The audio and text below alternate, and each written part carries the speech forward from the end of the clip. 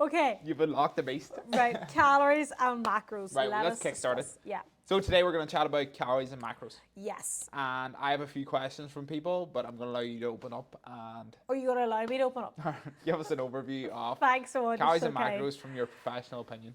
But I'm not, but like that's such a broad spectrum. Let's start with the difference between them. I suppose is probably one of the big things because I feel like people think calories and macros are separate, which they are in fact not separate. They are essentially connected. If you were to think about, I'm trying to think of a good analogy to explain this, and I'm not, think of like a family tree basically. Like a family tree, if someone has a mum and then from the mum there are children. Oh my God. Right? Yeah. This makes sense. Still. If I have calories at the top of my family tree, from those calories, I then have branches of my macros. Because people get confused being like, oh, well, I have a protein goal that I'm supposed to hit, but maybe I went over my calories or went under my calories or whatever it is that they're doing. And they think that the two things are very separate when they're not, because this is how they're connected. So let's say you're eating 2,000 calories, okay? And we'll talk about where we got those 2,000 calories What from. is a calorie? Oh, great question, Owen. A calorie is a unit of energy. So if I was to sit here and say to you, okay, this is a line I always use whenever I'm doing my seminars, I always say, oh, if I told you I was 1.63 meters, but I also told you I was 163 centimeters, I just gave you my height in two different metrics. The same way, whenever you look at the back of a nutrition label, it might tell you something has, say it has 80 calories, but then it might say it has like 432 kilojoules. That's not a direct conversion, I made that up, but usually the kilojoules are much higher than the calories. That's the same thing, that just tells you how much energy is in something, in either kilojoules or calories, but we just use calories because it's much more universal. And the next thing I'm going to tell you about working out those calories makes so much more sense then. And how do they figure out how many calories is in a squares bar? How do they get that calculation? So, interestingly, it actually refers back to, I remember when I was in university, we used to burn things, and I was like, what the fuck are we doing? But it was to figure out how they did this. So basically there's a big book, I think it begins with W, it's like Winston, I don't know how it's not that, if you Googled. We need a Jamie. We need someone to do Yeah, this. we need someone to check that for us, fact check, but it begins with a W and it's a big book, and basically what they did years ago, and I don't know if they update it anytime soon, but basically they burned foods, and it was either the length of time or the amount of gas or something that came off them was basically how they determined how many calories was in something. And then they then proceeded to build out this, essentially this massive catalogue that they utilised then. I don't know if that has changed since, but that was how we were taught in university, that it was determined, so it was, so essentially it was just burning things. I know. That's cool. Weird, That's cool. interesting. Right, so we've got an understanding of calories. What are macronutrients now? Okay. Well, that was kind of what I was saying. They are off each other. So if I say to you, right, you're eating 2,000 calories. Apologies for the sound. Apologies for the sound. Hopefully you can still hear us. There's some roadworks going on outside. But if you're eating 2,000 calories, those 2,000 calories are made up of macros. So it might be energy, but that energy is made up of the macronutrients because the macronutrients contain calories.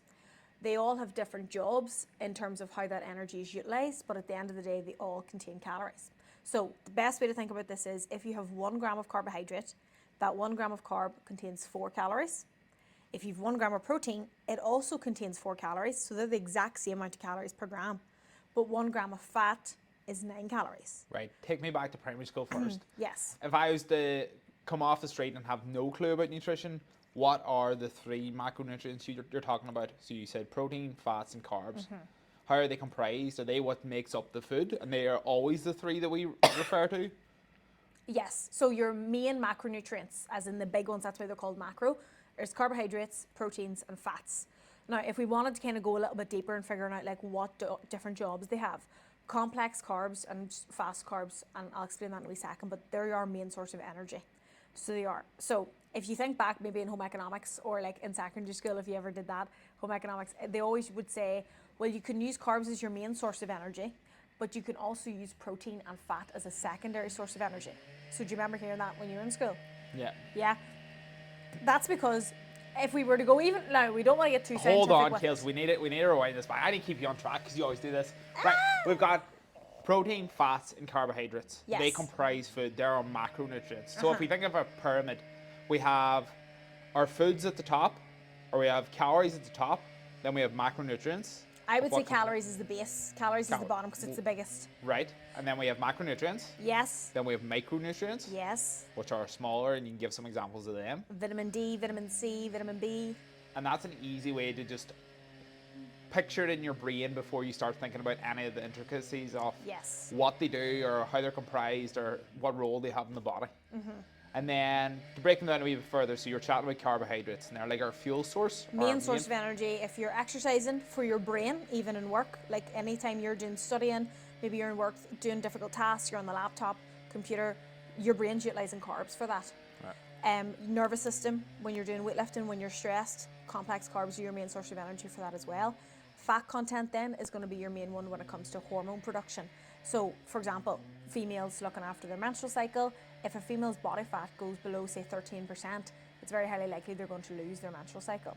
Or if you're not consuming enough healthy fats in the diet, you'll probably start to find that things go a little bit haywire. But it also provides a role of insulation. So that sort of percentage body fat that we all have, majority of that, the reason we have like such a percentage for each individual, say for example males, is much lower than females because we have to protect our organs. So if you were to go below that 13%, that's why your menstrual cycle stops, because it's not protected. Like that area is too fragile. It's like susceptible to. And that's why a lot of elite athletes and like pro bodybuilders and things experience a lot of like menstrual cycle problems, reds, things like that come along because they're trying to get so lean or refine their body composition so much that they're not really paying attention to the health side of things. Bodybuilders specifically would probably, it'd be very unlikely that a bodybuilder who gets stage ready would have a menstrual cycle. Like it's physically probably wouldn't be possible. And then obviously we have the big buzzword protein. Protein, yes. And it is as important as people make it out to be, but the others matter as well. Like I wouldn't just forget about your carbs and fats just because you've got a protein goal. Like the others are just, especially if you're somebody that trains quite regularly, your carbs are as important as your protein are, but your protein is going to be the one for building muscle. So if you're doing any sort of training, even if you're older and you're literally only getting started in the gym, it doesn't matter what age you are, because I feel like there's this thought process that like protein's only for like young ones or something. Right. It's all age groups, especially because we decline in muscle mass so much once we pass the age of 40. Females specifically, when we hit menopause, men are a bit more protected, but we just start seeing that decline in muscle mass as we get older, and that's what we need to keep us. Like if you think about care of the elderly ward in the hospital or a rehab facility where maybe they're on like the little Zimmer frames or they're getting help from speech and language and physiotherapists, majority of that is because they didn't build enough muscle in their life, and a lot of it comes down to fragility and it just gradually losing muscle mass as they get older, not having anything to support their joints, and then they just get more fragile. So that's where your protein comes in clutch to make sure you're able to build that muscle, but then it also plays a role in making you feel nice and full and satisfied. So if we're not eating enough protein, muscle's probably going to be a byproduct of losing it, but then you're also probably going to snack a lot more on things like your carbs and fats as a byproduct as well, and then thus calories go up. We end up in a surplus, and potentially body composition is in an undesirable place. Okay, right. So recap: we've covered calories, we've covered Owen macronutrients. summarizes for me. I'm trying my best to keep us on track here, and now we have a good understanding of where we are. So, taking that on, we're going to look at more. We're going to keep this episode very focused on like body composition. If you're moving into the fat loss phase, if that's your goal, you're trying to perform better in the gym or in your sport. Now, how many calories should I eat to? We'll start with lose weight.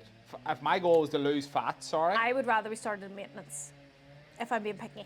Right, be picky, let's go. Yes, because most people only ever look at their calories when it comes to wanting to change their body composition, to the point where like they already are at a point where they're not happy with their body composition. They feel like they're carrying too much body fat. And so that's maybe the first time they ever learn about calories, figure out how many calories they're supposed to be eating, so they never know what they're actually meant to be eating at maintenance. Right. So most people don't know what their maintenance is. They don't know how much they're supposed to be eating on a regular basis, and that's why I would always recommend, especially if you're coming from a period of already trying to lose weight and maybe not calorie counting, maybe you do something like Slimming World, for example, where there's no calories, it's just like sins, and you have no concept of... Listen to this, you're in Slimming World.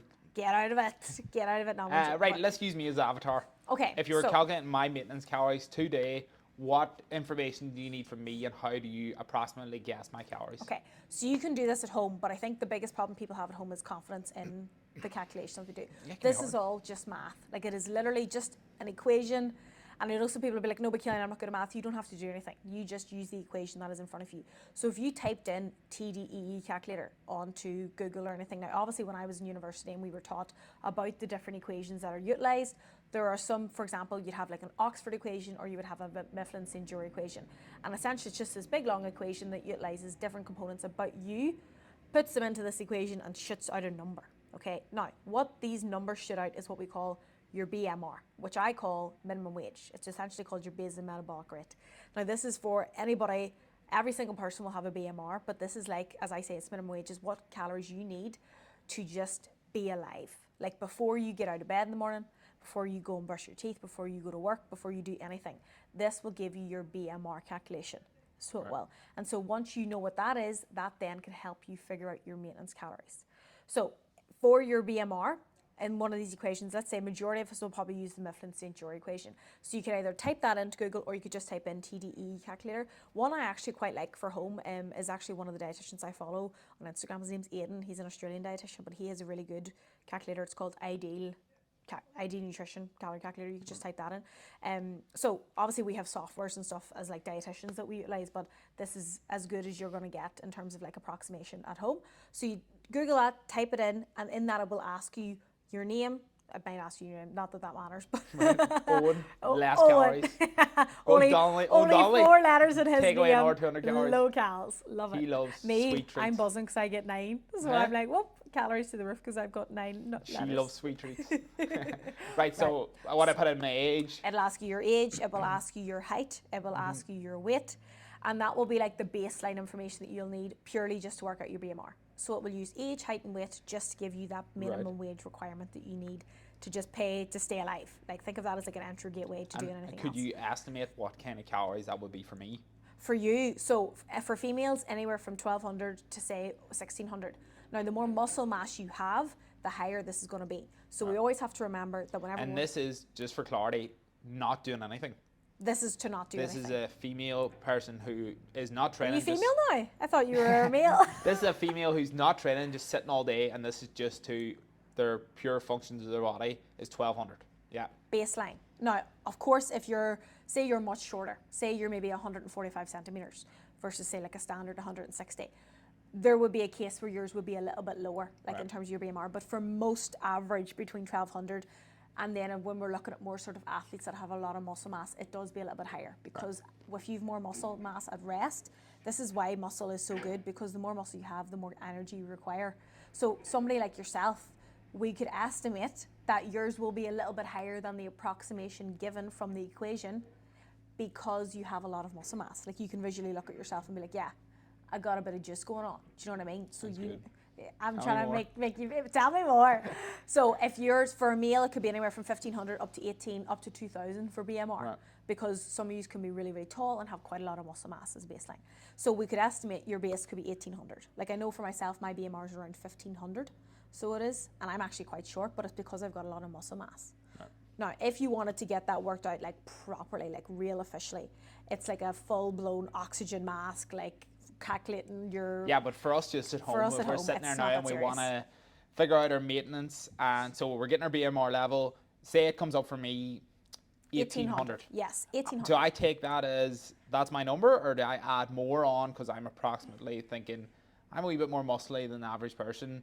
Will I add calories onto that or not? I wouldn't initially. Right. I would just work off whatever it's given you initially, because you can then develop. Like you're here for a while, you know, like whatever calories you work out, say you stick at them for a week, you start to fine tune. Oh God, I was actually really hungry that day.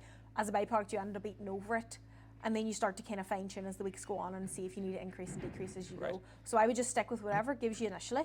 And then so that's just my BMR calculation. That's not actually my maintenance. What do we do after that? So I get 1,800. How do I calculate what my actual maintenance is, taking into consideration I'm going to train today, I'm going to walk, even though I hate walking, I'm going to walk as much as I can. Yes. I'm going to go about life. What do I do then? Okay, so we have to look at what we call a PAL, a physical activity level factor, right? Right. So this will encompass a few different things, kind of like you mentioned there. If you were to use something like MyFitnessPal, it's probably going to be inaccurate because it's not going to cater for these things separately. So how much you exercise is different energy to how much steps you do, is different to what type of job you have. So we could look at you, right? Some days your job is very active. Some days you might be constantly on your feet. Maybe you're, I don't know, randomly. Like for example, Saturday we had our community meetup. Your job was very busy that day. You were running around having fun. But other days you're just stuck at a laptop all day. Very sedentary. So it's majority of the time sedentary. So we don't necessarily, like we think of your job, we categorize it as sedentary, versus somebody else who maybe has a job that is very busy. They work in a kitchen or they work in a creche, energy exuded all the time. So that has to be catered for separately. if you only put in that you trained 3 to 4 times a week and didn't cater for the fact you also had a very active job, your calories are probably going to come out too low.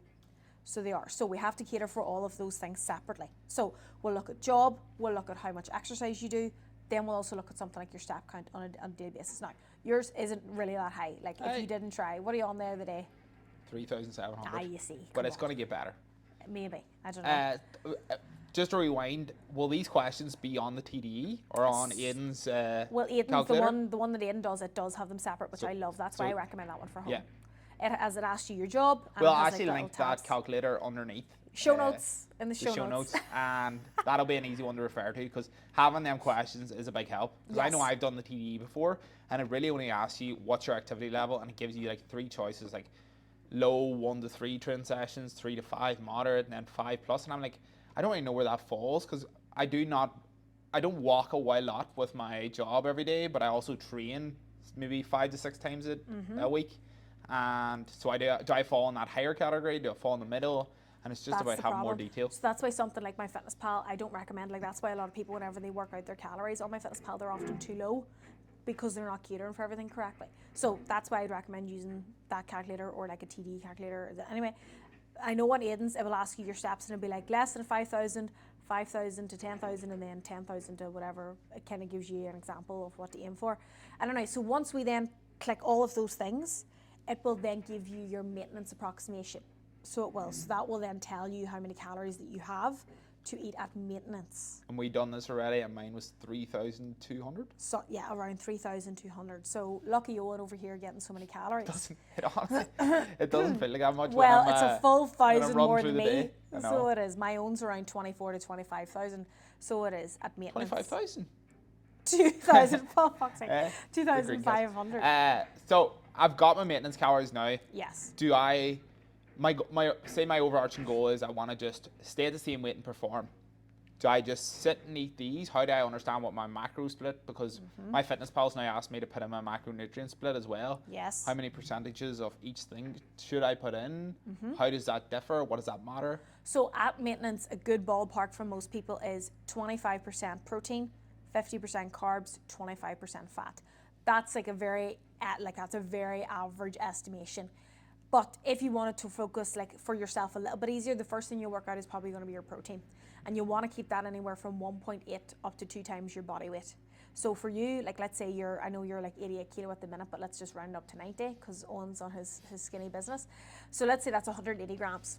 So for example, that could be 22% of your 3,200. It might not be 25. That's why I'm saying it can be a little bit in between. Some people's could be down at 18% if their body weight's quite low. Like if you're only 55 kilo and maybe your maintenance is 2,200, that might only be 15 to 16% of the total overall intake.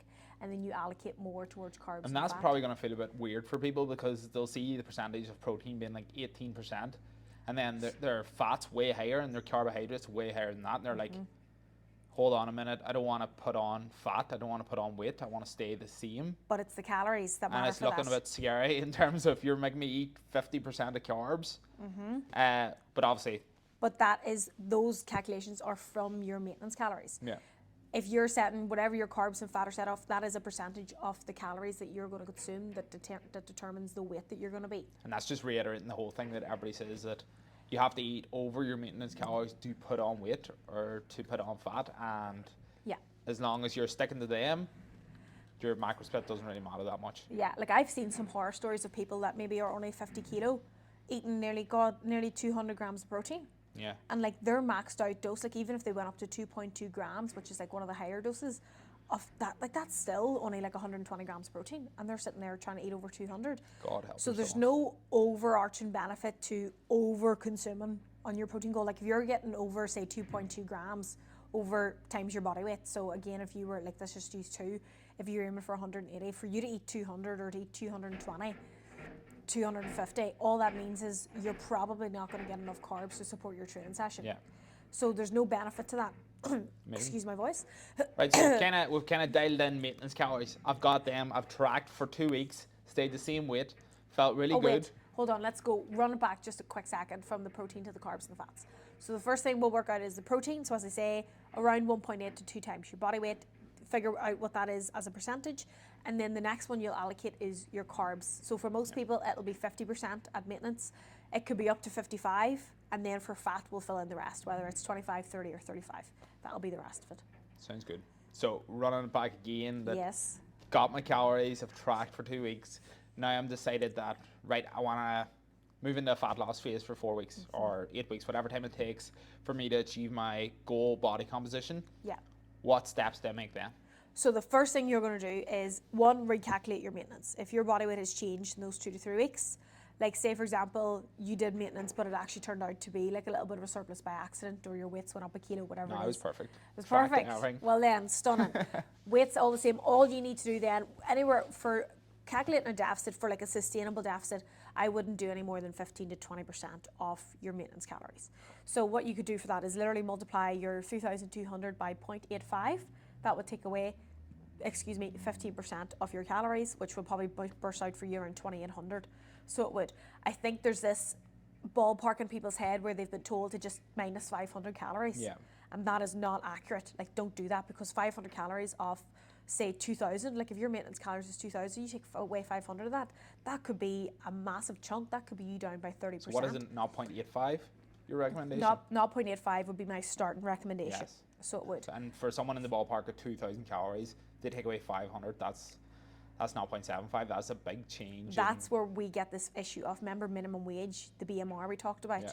where we're starting to actually not even pay that. Like, just because you took 500 calories away and you think deadly, big deficit, that then is putting detriment to your muscle mass, because the first thing you're going to lose is it, because you're probably not consuming enough calories to maintain it. But then the second thing is your actual bodily functions, because if your calories are too low just because you're in a deficit, you actually potentially could just brain fog, menstrual cycle starts to delay, bone health, all the things, gut health as well. They just stop working correctly. And that happens to a lot of people when they do these quite strict diets, where like maybe for 8 weeks, they're like literally using every ounce of willpower they have to eat these really low calories. To say, like, I think one of the biggest examples of this would be like photo shoots that people do. I think we see those a lot, just like around here. And then at the end of it, people's just whole relationship with food's completely messed up. Yeah, and I also think people have a perception of, I should be eating X amount of calories to lose weight. Like, if I want to lose weight, they don't take into consideration their height, their activity levels, their weight. They just think 1,200 calories. That'll make me lose weight. I'll eat that for 6 weeks, and then I'll just go back. And Like, that's not, number one, it's not sustainable. Number two, it's going to be a horrible time and experience. And obviously your body then starts to really reject all the things you're doing. You'll not be able to train, muscle mass will suffer. You'll probably end up looking worse, or feeling worse at least, than you did when you started. I think some people maybe see a visual representation where like they look leaner, but their gut health is in shambles, menstrual cycles a shambles, mental health is a shambles. Like, and like I'm always like, what was the point of that? Because you're just going to end up back at square one with an even worse relationship with food, worse gut health, and worse mental health, because they don't go away just because you put your calories up. But hold on, I'm being gated by you, so I'm sweet. So You know the vibe. I've now moved to 2,800 calories from a deficit. Yeah. How do I navigate it? I'm 2 weeks in. I've been taking. Wait, let's talk macros. How do you then adjust the macros Yeah, for the back to deficit? the macros. Sorry. Yeah, you're okay. I know you're getting ahead. So we had roughly around 25 or below for maintenance, but for the percentage of your protein, of your deficit calories will be higher. We're still aiming to keep the protein grams probably pretty much the same. We're still aiming for 180 grams in your deficit or maintenance, but that will be a higher percentage of your lower calories. Yeah. Okay, so it's probably going to be closer to 30%. For people that maybe have a higher body weight, it might be closer to 35%. Just depends. So then you'll increase the protein percentage, which means you'll probably have to decrease the carb percentage by 5 to 10. So it might come down, because that's mainly the main thing that goes down a little bit whenever you go into deficit is your carbohydrates.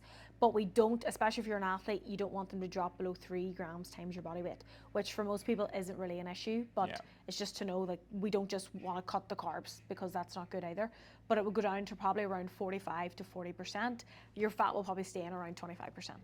So And I'm still keeping the same calculation for the protein of 1.8 to 2.2, probably more 1.8 area.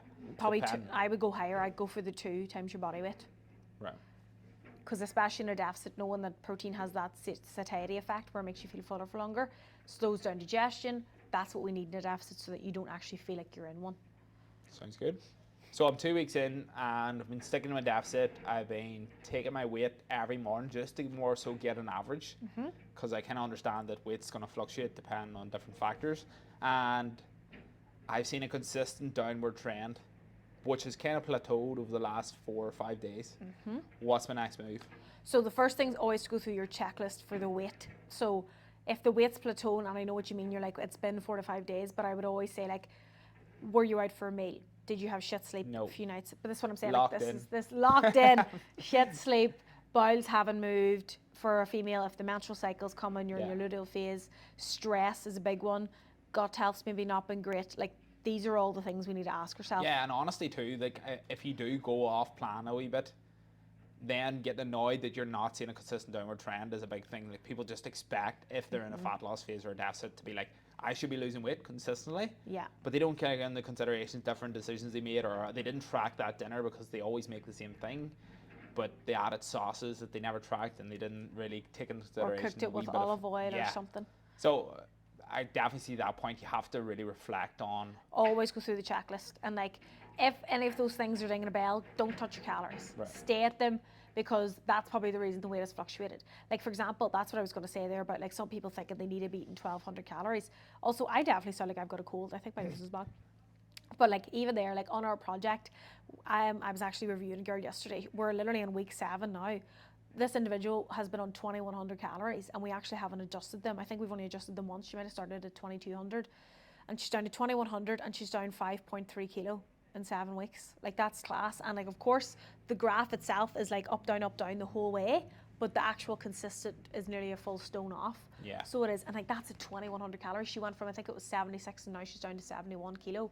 And like, I think if someone hears that 70 like kilo, they think they're supposed to be eating like 1,400 calories. I'm like, no, it's always individual based. And even myself, I've been in the project now for the last 7 weeks, and I have a notes app, and I've been taking my weight every day that I can. And so I have about 30 or maybe 35 weights taken and noted in the app, and you can just see how it fluctuates. Like, it took a big drop 3 days in, then it veered back upwards towards an average. Sat there for a wee bit, dropped again, went back up, dropped again. And I really haven't changed my calories at all. I think I came down 50 calories from the start to now. So I feel like I'm eating the same thing. I'm more in a routine. I don't feel hungry eating these calories, which is a big thing. I was like, I can't be hungry going into deficit, or I will lose my shit. Yeah, and like, you really, like, to be honest, if you're doing that sort of 15%, like I talked about the 0.85, you really won't feel a deficit until you're maybe like in the last few weeks of it. Yeah. So you really shouldn't be feeling it. So the only reason I should consider dropping my calories is if I've been really on it, can tick off all the checklists, and I've just plateaued because my body's kind of matched where I'm eating, and I need to now drop. We have to, as you go through a deficit, let's say you're doing an 8-week deficit phase, okay? Like, you've picked 8 weeks, that's your focus. I would say after the first 2 weeks, you'll have a steady drop, like, on the calories. If you don't have a drop even in the first week, is my nose really blocked, isn't it? I know, it's like Kermit the Frog. But keep going, you're fine. It could be the aircon in here. I don't even think it's on. No, it's not. It's literally just my nose is a little blocked at the minute. But I just know I sound funny. Anyway, the first 2 weeks, if you don't see a drop, like, you really should, it just probably means, as I always say, these calories are an approximation. So you've probably approximated them too high, and you do need to drop them. So I would drop them by 50 to 100. Stay at them for another week, and you should probably see a drop. If not, again, probably come down again. But it just, like, the same thing, the checklist, if you're not seeing the drop, go through the checklist. Like, have you actually been eating those calories? Maybe you've been over those calories, etc., etc. But let's just say, for hypothetical sake, you've been perfect, everything's been G, calories have dropped for 2 to 3 weeks. You get to the 3rd week, and you're seeing maybe the drop's not as big as it used to be. Now, the actual drop itself, we can mathematically work that out. Like, it's not just, oh, I wonder what it's going to be this week. Like, it is math at the end of the day. So whenever you're calculating the deficit you're doing, you'll know roughly what that is in body weight. So majority of the time, if you're doing that sort of 15%, to kind of put this into perspective, 1 kg, now again, this is all just like kind of hypothetical, like there's mechanisms behind this and stuff, but 1 kg of body fat would be around 7,700 calories. So for you to maybe, like, if we were to think about what that is a day, if you were to drop your calories by 1,000 per day, that's roughly supposed to be 1 kilo per week, right? But that's obviously too much. Like if your maintenance calories is 2,400, that's 14. We're not paying BMR. We're not going to do that. So what's a more sustainable approach? If you do anything, so then we look at 500 calories a day. That's probably going to be close to half a kilo. So if you're doing that sort of 15%, that's probably going to be between 0.3 up to 0.6 kg per week. So, and I think that's what a lot of people get themselves in a tizzy about, is like if they're saying the first week you'll often drop a lot more purely from glycogen droppage, which we can explain in a wee second, but that's just water. Like that's not body fat. So it isn't. So it's really important to understand that your weight is not just body fat, which a lot of people think it is. It's bowel movements, it's water, it's muscle mass, bones, body fat included. Yeah. So that first week you'll often lose a lot more. But that next week, it should be between that sort of 0.3 to 0.6 range. And then once you start seeing it going a little bit lower than that, provided you stuck to everything properly, once it starts going lower than that or plateaus, that's when we maybe drop the calories by 50 till 100. Right. Now, if we're somebody like you, for example, where you're 28, you could maybe drop it by 100 because you're not really anywhere near your BMR If you've a wee bit more to play with, you can increase the drops Whereas slightly. for me, if my deficit's starting at 1900, I'm only going to drop it by 50. Oh, and you'd be grumpy because fuck that shit, man. You'd be grumpy. So I'm only going to drop mine by 50. Whereas if you're maybe working with a higher value, you could maybe drop it by 100. Keep the ball rolling in the right direction. And then the best way to run that would be another week, 2 weeks. Same thing. See how if you're dropping, don't change the calories. Would you recommend staying on it for 2 weeks or just depends? Because a lot of people could be sitting there and like after 3 or 4 days, they're like, I'm eating those calories and I'm not seeing a drop.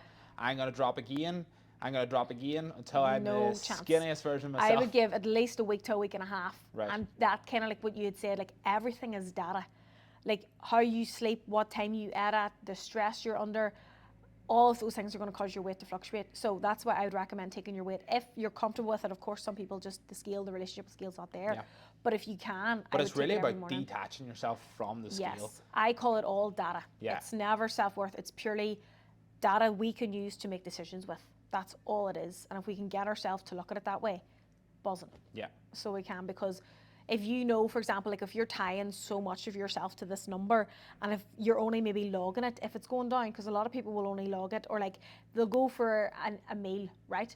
And they'll say, and they could text me in the project and be like, oh, Caoileann, I just don't want to step on the scales because I know I had a pizza last night and I just know it's going to be up. I say, take it anyway. You know what I relate this back to? Do you ever go on a night out and you wake up the next morning, you're like, I am not looking at my bank account because I spent an absolute bomb. But then you realize like you knew what you were doing in the time. So people should realize and you probably enjoyed the time and you out enjoyed too.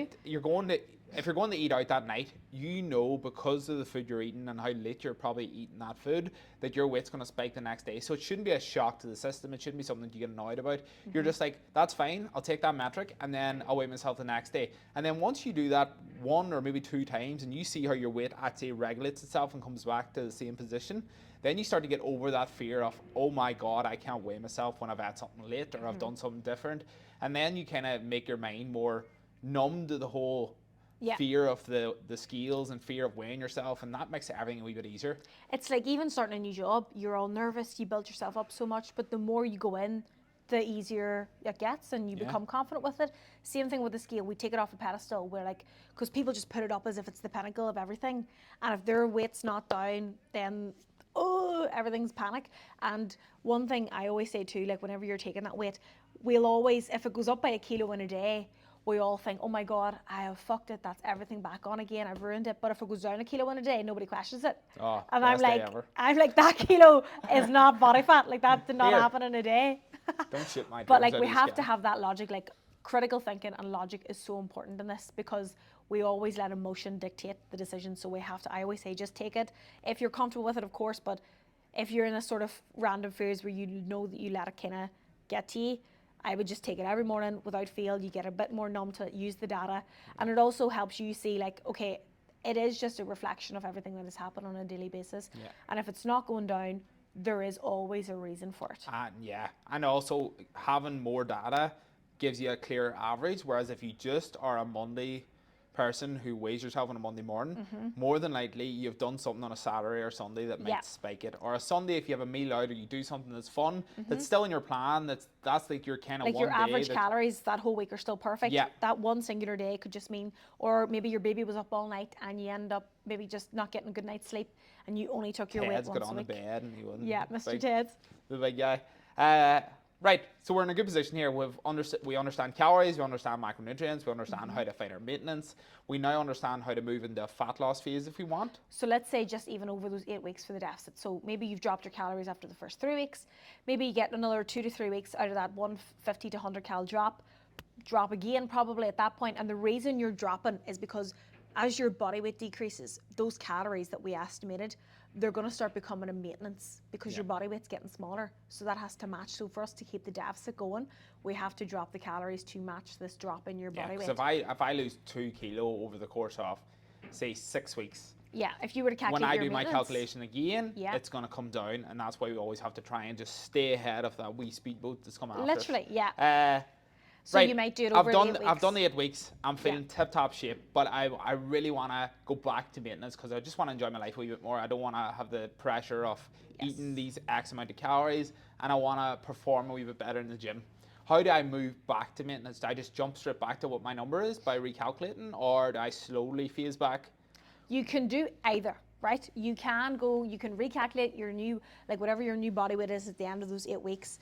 Say you've changed your training, maybe you train more now or your steps are different, whatever. Just recalculate it at the very end based on whatever that information I'm toxic. is. I would just put in, I walk 15,000 steps and train 7. And then I would see how many calories you can get, and then I would put 10,000 steps in, see how many calories you get, and I would just go for the highest calories. Oh my God, and you're not even doing near 10,000. Well, be honest with yourself, right? So you'll recalculate it, and let's say your new maintenance is maybe 3,000, right? Because you're obviously lower now, right? And your initial maintenance was 3,200.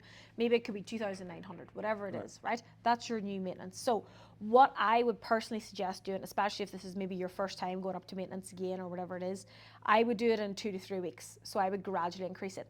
2 reasons for this. First one is so that you start to see that your weight will gradually increase. This is not body fat. Like unless you've been actively in a surplus, you're not putting body fat on. What you're putting on there is glycogen in your muscle. Remember I said initially that the main thing that decreases in a deficit is your carbs. So whenever that happens that first week, the reason you might lose 1.3 kilo in that first week is because a lot of the glycogen, which is the stored name for carbohydrates in your muscle, that also contains 3 grams of water. So for every gram of carb you store 3 grams of water. So there's 4 grams already. So you can hold up to 500 grams of that in your muscle whenever, I know I'm like pumping here, but say for example you carb loaded, like you would see your weight go up by 2 kg for a carb load. Yeah. That's not body fat, it's purely just carbohydrates. So it is. You go and do your long distance event, you weigh yourself after, that 2 kilos gone because you used it up. So that first week you'll see that glycogen disappear. Then when you start increasing your calories again back up to maintenance, because the main thing that increases again is your carbs, your weight will probably settle 1 to 1.5 kg higher than what you finished your deficit at. So let's say you finish your deficit at 85 kilo, right? Skinny mini. You will probably settle between 86 to 87 kg. That extra 1 kilo is not body fat. I'm going back in a deficit. You're going, I see, but that's it. People panic when they see it go up and they think that's what happens. If you understand that is the reason and the science behind it, it makes it easier to accept that slight increase because you're like, this is not and at the end of the day, most people shouldn't be strapped to a number. If they're happy with their body composition when they look in the mirror, they should accept that the work they've done was enough and they've got to a certain body comp and they're content. And if they jump by a kilo and they look no different, it shouldn't be a big deal. Like we always try and instill that into people that it's what you see and how you feel is the more important metrics. And I would probably reduce how much you're taking your weight anyway. Once you go up to maintenance, like you'll not need to be taking it honestly anytime, really. Like unless you start to unless you've been overeating, like maybe you end up going in a surplus and you maybe notice that.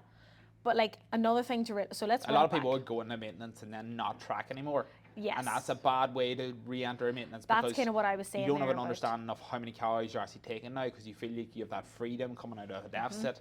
And that's where you can very easily slip into a surplus and then that's when your weight starts to creep. So like you imagine if we're going up to maintenance, let's say you finish your deficit at, if your maintenance is 3,000, let's say, you might have finished your deficit at maybe 2,500. So you started your deficit at 28. By the time you finished it in 8 weeks, let's say you finished out at 2,500, we have about 500 calories of a gap there to build up over, say, 2 to 3 weeks. So you could either go straight to the 3,000 if you wanted, but I would probably recommend doing it over 2 to 3 weeks, where you maybe increase by 150 or 200 calories a week, right? And again, you'll know that you're going to recalculate, but your protein grams are going to stay relatively the same. The main thing that's going to be increasing is going to be your carbs. So I would probably track up until you get back to your maintenance again, so you see what that looks like. For example, in portions, the meals, like your meals you're eating in your deficit should be the same when you're eating at maintenance. Like the quality should still be there. Everything that we're looking for in a meal should still be there. It's just that maybe the pasta you were having, maybe before you were having a 70-gram pasta, 70 grams dry portion. Well, now you can do 80. Whereas before, you were maybe doing 2 slices of Brennan's Be Good bread. Now you can go and get yourself a nice sourdough loaf from Needle Bakery. Or maybe if you were having rice, you were maybe having a half a bag. Well, now you're having the full bag. That's where we want to put it, because the problem is people then just maybe put it towards quite high fat and snacks, and we don't allocate it to meals, and then they accidentally end up in a surplus again, and we kind of fall back into this nibbling aspect, and again, surplus. But then another thing is social occasions. So obviously, once you kind of go up to maintenance, you kind of get a wee bit more chill. You're maybe going out for dinner a bit more regularly, but the same way in a deficit where you might calorie bank, you still kind of need to do that at maintenance, because if you're maybe eating, say, 3,000 calories a day, right, Monday to Saturday, but then on Sunday you eat 4,000. On average, you're actually ending up in a surplus at the end of the week. So you might eat, say, 2,700 Monday to Friday to accommodate for the fact you know that Saturday and Sunday are going to be a little bit higher. Like, you're still doing a little bit of a balance. Them tips are for another episode. Those are for another episode. We can't veer I too still far. wouldn't track forever. Like, once you get back up to your maintenance, you start understanding what you change for your portions, because as I say, your meals are supposed to remain relatively the same. Protein's going to be remaining the same. So you'll know the grams of chicken you normally eat, how many turkey burgers you're eating, mince, etc., beef. You'll know what you're having.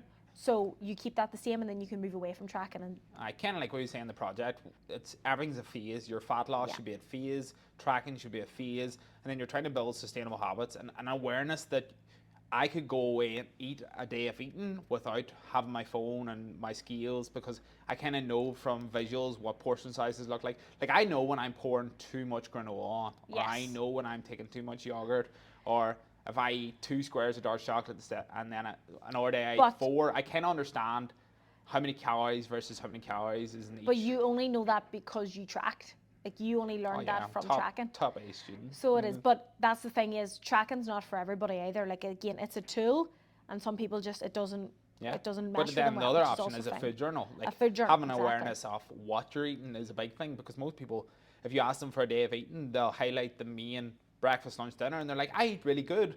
I had porridge for this morning, and then I had eggs at lunch, and then I had my meat and potatoes for dinner. And I'm like, you shouldn't need any help then. And then they completely are unaware of the nibbles they take, the snacks they eat, the things they grab on the go, their liquid calories, such as their coffees, or any like vanilla, that was a big one, caramel shots that they get into them. Like, they're all calories that are adding to your daily amount, and people become very unaware of. Yeah. That we kind of need to, like, you need to highlight when you're, even if you're not tracking, you're writing in a food journal and you're looking at a picture of your day and you're like, oh, I actually do consume a lot more than I ever thought. I thought I was only eating 3 meals a day when someone asked me, but I'm really eating 6. Yeah. In the form of coffees and snacks and yogurts and treats, and that's us. That was me for a long time. 100%. Like, even there, like picking up an extra peanut butter ball in the morning with your coffee. Yeah, and you don't even think about it, and it doesn't fill you up enough to be like, oh, that was a meal. You just eat it, and but it's it had gone. the calories of a meal, unfortunately. And it's good, have to say. So it's just education. Like, again, same way we look at the scales as data. It's just what we've been like made to believe. Like, for example, that Biggest Loser, thinking about Netflix there.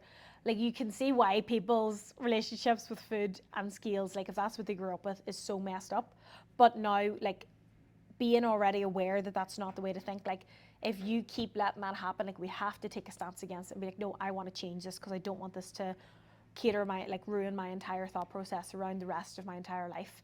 So it is. So, like, I always say, like, the best version of yourself that you're building, like, we often think it's maybe a smaller body, like it's a lower body fat or whatever, but the best version of you also knows when to use tracking and when not to use it, knows when to just go and enjoy a social occasion and when to get back to it. Like, that best version of yourself knows how to balance things better as well. So it's not just being all extreme one end, it's also knowing how to do the other side of things as well. So. And we very much advocate for balance, but you also need to be very disciplined. When it comes to being in a certain, like if you want to move into a fat loss phase and that's your goal, and you're sitting listening to this right now and you're like, yeah, I'm going to do this. This is so cool. I'm going to take all the information Caoileann relayed to me there. I'm going to go calculate my maintenance, do that for a week, and then I'm going to move into a fat loss phase for like 4 to 6 weeks to see how I go.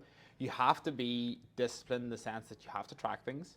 If it's a food journal or if it's on your MyFitnessPal, you need to have some way to understand what you're eating each day. And then from there, you have to be truthful. Like if you do eat a meal out, you have to understand your weight probably will increase. Yes. If you eat late at night, which I found a lot because I am chronic for eating like a snack late at night. And I would wake up the next morning, take my weight, and I'd be like, why is it not why is it not going down, or why is it going up? Like I had such a good day. Like I have the data here to show that I've ate in a deficit, but my weight's still going up, and that's just a byproduct of eating later in the evening. Yeah. The day before, and having that hyper awareness that it is a phase, and if you're feeling like, oh, I don't know if I'm going to track today or I'm going to eat well today, you need to believe. I always think if I don't do it today, I'm pushing it back another day that I'm in this phase for, and you're always chasing a never-end goal. I call it purgatory. When it's like you feel like it's like the same thing too, like people will listen to all the podcasts, they'll gain all the knowledge and then not do anything with it. Do you know, it's that kind of vibe where it's like you'll tell yourself you're doing the tracking, you'll tell yourself you're doing all this gym stuff, but putting the mental energy behind it but not actually following through on it, it's as good as putting yourself through it but just not reaping any of the benefits. So if you're going to do something, the best way you have to commit. Like I always say that, whatever you're doing, we've got to commit to it so that you actually reap the benefits of it. So yes, do we have any like specific questions on it, like any sort of FAQs? Let me search through. So we've covered calories and macros. We've covered all the intricacies of moving in. I suppose we could really quickly cover a surplus. Now we kind of put it all together. End this episode. So if Big E wants to move into Big E wants to build a bit of muscle, become a big dog. If I've had enough and I want to put on some more muscle mass, where do I go from now? I'm in a maintenance. Yes. I'm kind of just relaxed with me eating. I haven't really been tracking anything. I'm just in that position now. I know what I'm eating and I'm comfortable with it and I'm performing well, but I want to put on more muscle. I want to move into a surplus. That's your specific goal. Like some people use a surplus if maybe they're coming from a period of disordered eating, or they maybe went through like for example, an eating disorder. Like we'll need a surplus there, for example, just to get them back to like a healthy body fat, for example. But in this case, we're focusing solely on muscle building, right? So boom, let's go, boom time. So tell me the details. In that, typically what we want to do is increase our protein, right? So we'll definitely be aiming for that higher end, that 2.2 grams times your body weight, okay? And there is sometimes an argument to say that if you even went a little bit higher than that, you might reap extra benefits from increasing muscle mass, but again, we might need to utilize extra carbs, like we might just put those extra calories towards carbohydrates just for extra training. So, because I imagine you're probably going to be training quite a lot here, or like putting a lot of intensity into the training you're going to be doing to try and build this muscle. So if we're going into surplus, probably 200 calories is like a good starting point. So if your maintenance is 3,000, you might go to the 3,200 back as a surplus. And then you might even go a little bit higher. So you could go 3,300. Again, this is like a game and do the calculations just flip? So if I'm in a 200 to 300 calorie deficit, and each week I'm approximately going to lose 0.3 to 0.5 kilograms, if I just flip that, am I going to increase that? No. Not the same. It doesn't work as easy as that? It doesn't work as easy as that because building muscle's harder. Building muscle takes more time than losing body fat does. So you can't just expect yourself to lose, like for example, you might lose 2 kg in a month if you did the math correctly and like did everything exactly right. But it's harder to build 2 kilo of muscle mass in a month. So it is like you'd be lucky to build 1 kilo of strictly muscle mass in a month. Yeah. So a lot of what you'll see on your weight may be glycogen, because again, you're going to be eating more carbs, so it could be stored in the muscle. But typically, that's why we don't want to go too heavy with the surplus, because you could end up putting on a lot of body fat. So you don't just want to go and bang on an extra 500 calories a day. Let's go. Because that could end up just being more body fat. Now, if you're up for that, you so can, but it does. And a lot of people do utilize that method. They're just like, I want to put on more mass, so that then I have the resources to create more muscle mass. Yeah, like if you're a male, you're only 65 kilo. Yeah. You might be like, look, I need a 10 kilo on here, light work. You've got a Corsa parked in a big garage. Do you know, and you want to fill that out? You need a bigger garage to start building out there. Sorry, you have a Corsa parked in a wee small space. You need a big garage, so that's why you might move into that more aggressive surplus and be like, right, I'm going to put on more mass. That's my goal. Like you want to build a bit of body fat with that. Like that's totally fine because even and body after fat's that, a byproduct of moving into surplus. You're not going to 100%. build, like if you're sitting there right now and you're like, I want to move into surplus, but I want to stay 9% body fat. You're lying to yourself because it's not feasible. Yes, you have to accept a little bit of body fat. Performance enhancing accessories. Perhaps you're taking some things to aid the process, but for most of us, like we'll just be sticking with that surplus, and then again, it's the discipline, like we talked about. It's not just filling it with shite. Like to hit 200 plus grams of protein is no easy feat. Like you have to be planned for that. You have to be prepared. You got to have your chicken. You got to have your protein shake, whatever it is. If you need to maybe utilize getting that extra 40 grams, that makes it a little bit more difficult through food. Like you'll very easily get at least 160 to 180 through your food anyway. Like most of us probably could get the 200 grams through food. And it is really important then to think of micronutrients when you move into that sort of phase, because like you can really upset your stomach and your health metrics can go out of whack. But because you kind of fall back into this, like a lot of people fall into this mindset of like, oh, I'm in a surplus, so I won't eat any vegetables. Just go to Krispy Kreme and get 6 pack because all I need to do is put on mass, and that's a wrong way to think about it. But like you think of it this way: if you're eating your maintenance and you're having, say your surplus is 3,200 calories, like if you're having 3 good meals that are 800 to 900, there's already like easy. I could eat 3,200 calories a day without even. You add a peanut butter bowl in there. There's the other 350. Like you could 2 very coffees, easily go over that. Full fat milk. I am tipping over that surplus on an average day. That's why I always, like, even though you say all Owen has 3,000 calories, for me to eat 2,800 calories currently in a deficit, I have to be on my shit. Yeah. Because it's so easy I just have such a big appetite. So like when someone would say, oh, 60 grams oats is loads. You're like, where's the rest? It's like a snack in the morning if I make it. So I really need 90 but we'll talk about grams. How we make that in another episode, like how to really utilize those calories properly. But if you're doing a surplus, start with 200 calories on top of that. And again, that could even be from olive oil. Like if you're already hitting 200 grams of protein and you're hitting good carbs, like the easiest thing to do there is increase your fat content. Cook your chicken with olive oil. The devil's juice. The devil's juice. Where did we get that out of? If you're cooking olive oil and you're in a deficit at the moment, you're doing a disservice to yourself. Oh, definitely. It will drink up your calories. Comparison Instagram, it was like a wee small teaspoon and then a full spoon of olive oil. And I was like, a wee teaspoon wouldn't cover 10% of your pan, never mind be able to cook the food with. And it was like 90 calories or something. And I was like, oh my God. Yeah. So, and there's another thing, olive oil, cooking oils, anything you're using to supplement or like cook your food in, if you're not tracking that as well, once again, there's hidden calories, and if you're sitting like... But again, I always caveat this because I'm always about the nuance with nutrition. That does not mean we're not eating that food ever or it's bad. Like it's just... Throw it out. It's just, no, it's just high calories. Like olive oil, extra virgin specifically, so good for us. Such good anti-inflammatory benefits, such a good omega-3 benefit, good for our heart health, brain health, everything. But in a deficit, it's just not really an optimal option because you are just, think of it like a financial budget, like you are being very financially irresponsible by just cooking everything with olive oil. Unless you're Caoileann Conway's Amazon orders every just week. Ordering shite. So that's good. We've kind of covered surplus. It was pretty simple. Yeah. In terms of like, so you're bumping up your protein a wee bit more. Like even if you did, say you were already doing maybe 160 grams of chicken a portion, do 180. If you were doing 150 grams of yogurt, do 5% and then do 200 grams rather than the 0% with 150 grams. You could add, again, but we'll do like a full episode on like how we would balance like calories and meals for different things. I think that will be a good episode. We could just use my example again and take me for maintenance, deficit. Perfect. I'm like the guinea pig here, but it works. Yeah. So that's kind of, we've covered calories, we've covered macronutrients. This is only episode 1. Guys, welcome to the Better You podcast. Hopefully you're following along. Calories, macros, we've covered moving into maintenance, then into deficit, into surplus, and just all the nuances around that. And it's very insightful. Any questions, let us know, and we can make sure to...